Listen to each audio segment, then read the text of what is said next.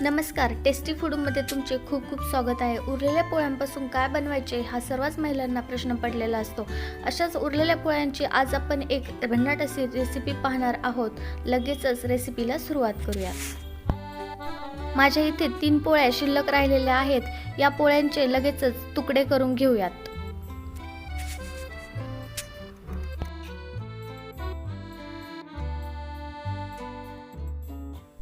सर्व तुकडे करून झालेले आहेत.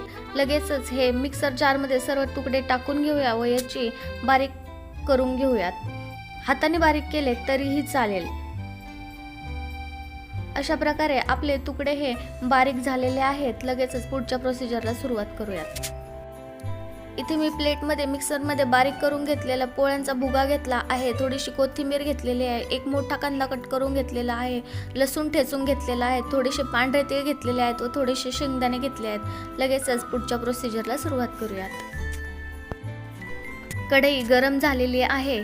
लगेचच यामध्ये 1 पळी इतके तेल घालून घेऊया आणि लगेचच यामध्ये शेंगदाणे टाकून घेऊ व शेंगदाणे तळून घेऊयात.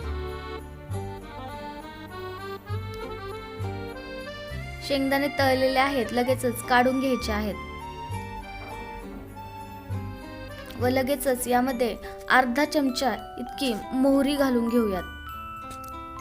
मोहरी थोडीशी तडतडली की लगेचच यामध्ये अर्धा चमचा इतके जिरे घालून घ्यायचे आहे. जिरं थोडंसं तळलं की लगेचच कांदा घालून घेऊया व सोनेरी रंग येऊपर्यंत परतून घेऊयात.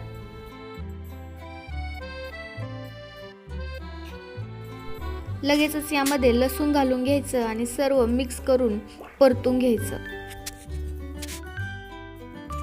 अशा प्रकारे कांदा सोनेरी रंगावर परतलेला आहे. लगेचच यामध्ये 1 चमचा इतकं लाल तिखट घालून घ्यायचं आणि अर्धा चमचा इतकं हळद घालून घ्यायची आणि सर्व मिक्स करून घ्यायचं. लगेचच यामध्ये आपण जो चुरा करून ठेवलेला आहे ना पोळ्यांचा, तो लगेच याच्यामध्ये टाकून घ्यायचा आणि सर्व एकजीव करून छान असं मिक्स करून घ्यायचं.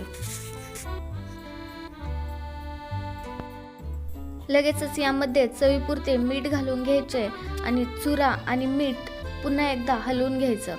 आपला जर चुरा थोडासा कोरडा वाटत असेल तर यामध्ये 1-2 पाण्याचे हापके मारून घ्यायचे आणि पुन्हा सर्व एकदा मिक्स करून घ्यायचं. लगेचच यामध्ये पांढरे तीळ घालायचे आणि सर्व मिक्स करून घ्यायचं. पांढरे तीळ घालून झाले की भरपूर अशी कोथिंबीर यामध्ये घालायची आहे आणि पुन्हा एकदा सर्व मिक्स करून घ्यायचं. अशा प्रकारे आपलं हे पोळीचा चिवडा किंवा पोळीचा चुरा बनून तयार आहे. हा पोळीचा चिवडा खायला खूप भारी लागतो. लगेचच याला प्लेटमध्ये वाढून घेऊया. प्लेटमध्ये वाढून घेतलेला आहे. हा चिवडा तुम्ही सांबारसोबत खाऊ शकता किंवा दह्यासोबत खाऊ शकता. दोन्ही सोबतही एकदम टेस्टी लागतो. तुम्ही एकदा नक्की ट्राय करून पहा आणि जर चॅनलवर नवीन असाल तर सबस्क्राईब करा. थँक्यू.